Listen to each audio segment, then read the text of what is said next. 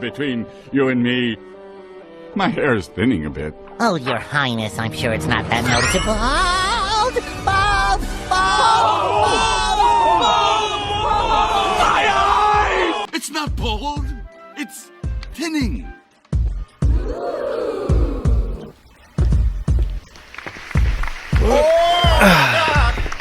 What it do, Primate Nation? Welcome back to another one from your boy Joe Van, the early onset man. Today, we're going to be going over this right here. A full head of hair, right? I'm not bald, I'm thinning.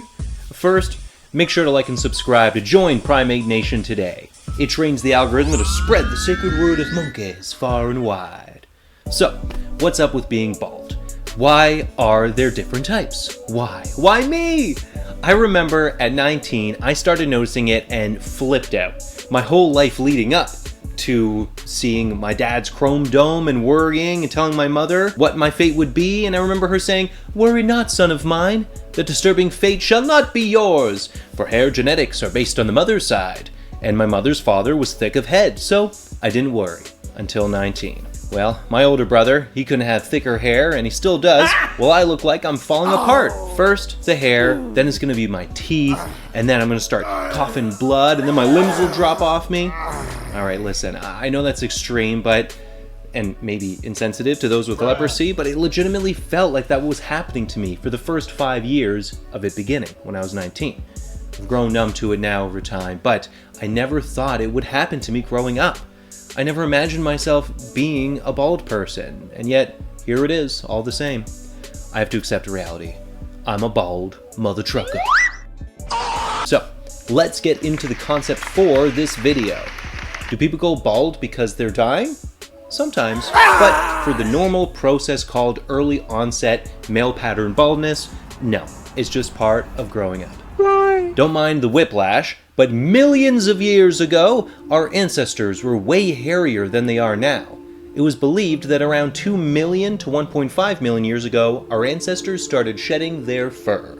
This was already 4 million years removed from our common ancestors to chimp and bonobos. Human ancestors were explorers. They traveled out of the Congo and into the open savannas of Africa.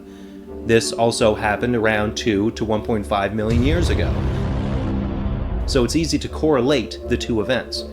We left the jungle and shed our fur, but we kept hair in particular places: our gonads, our shins and forearms, our pits, and of course, the top of our heads. In an environment mostly void of cover, we were sunbathing every day. While the sun is the life giver to Earth, it follows the rule of moderation, or I should say, we do to it. Too little is bad, and too much is bad. The sun is notorious for giving humans skin cancer when we're overexposed to it. Overexposure to the sun's UV rays heats up our body, giving us the sensation to seek shelter. And most likely, we have that feeling to protect us from its radiation. It's like natural selection. It's not intelligent design, but there are many mechanisms within us that are extremely clever in giving us instincts that do more than one thing. And I believe this is one of those such cases. So to review the timeline, we have left the jungle, shed our fur, and developed sweat glands to protect our naked skin. But we kept hair on our heads. However, some males would start to lose that as well. Females can experience this too, of course. Biology is not binary, like how we are used to labeling things. There's a spectrum of disorders, exceptions, and genes that can cause some women to have thin hair, men to have thick hair, and everything in between. Coming from a balding man, I have nothing but sympathy and respect for anyone going through a similar situation as me, and hold no envy for men, women, and intersex who can grow them follicles like it's no one's business. Good on ya. If anything, make sure to grow that hair extra long for the both of us. One thing my body has no problem growing for whatever reason is eyelashes. Oh my god. My lashes shed and regrow constantly. Don't know what's up with that, but I digress. The biology behind balding goes as such. Generally, baldness occurs when the hair follicle shrinks over time, resulting in shorter and finer hair. Eventually, the follicle does not grow new hair. The follicles remain alive, which suggests that it is possible to grow new hair, unquote. But I'm going to add something here to that definition. We have yet to see public solutions to this. There could be like a secret elite solution, but even with billionaires, we still see them going to Turkey for surgery. I personally tried things like Rogaine in my life, but to no effect. And I've heard that like there's a needling technique, but I'd rather go bald than stab myself thousands of times just for the chance of it kind of working. Your boy likes to be comfortable, what can I say? Okay, but back to the evolution side of things.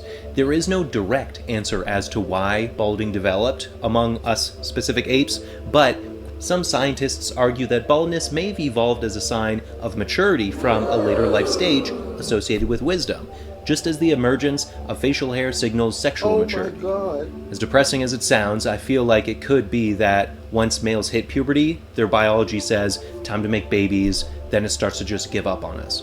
Females go through menopause, males go through baldopause. What I have is called early onset. For other fellas, it's just male pattern baldness, so it hits them around 40 and onwards. For context, I'm only 31, okay guys? Now, the meaning of life to biology is, well, more life. That is the purpose behind why we go through puberty. And that is the reason behind why we get old and our organs fail us. Everything within us was designed to grow up old enough to reproduce, then it has us just coast until death. It's up to us to make sure we exercise, eat healthy, and find daily and lifelong happiness. That won't come to us like hormones. Okay, but now in saying all of this, we might ask ourselves, what are we gonna do about it? Baldness and our other brothers in the apes clan like chimps and bonobos destined for the same fate? Honestly, they might be. Yo, killing me with this! Right now, they only go bald through health conditions and stress, but give them thousands of generations out of the Congo and we'll see. For us humans, it's like the meaning of life, up to each person. A scrub like me, working full-time and making just enough to pay rent, is forced to accept my fate. Others fully embrace their fate. Some people really pull off being bald too, like Howie. Dude's got a chrome dome sculpted by the gods. My skull shape, it isn't that good by comparison, which is another reason for my dread about this. I think my best bet is to just like keep it really short until it donuts itself, like my dad's dad. Okay, but now I pass the question off to you, dear viewer. If you know someone who's going bald, or if you're going through baldness, let me know. How are you taking it? Are you shaving, doing Rogaine, plugs, or just keeping it short and donut dad look? Let me know down below. Thank you guys as always for checking this one out. I appreciate you to no end. I hope you all sleep well, fellow primates. And until next time, ciao for now. Peace. Bald.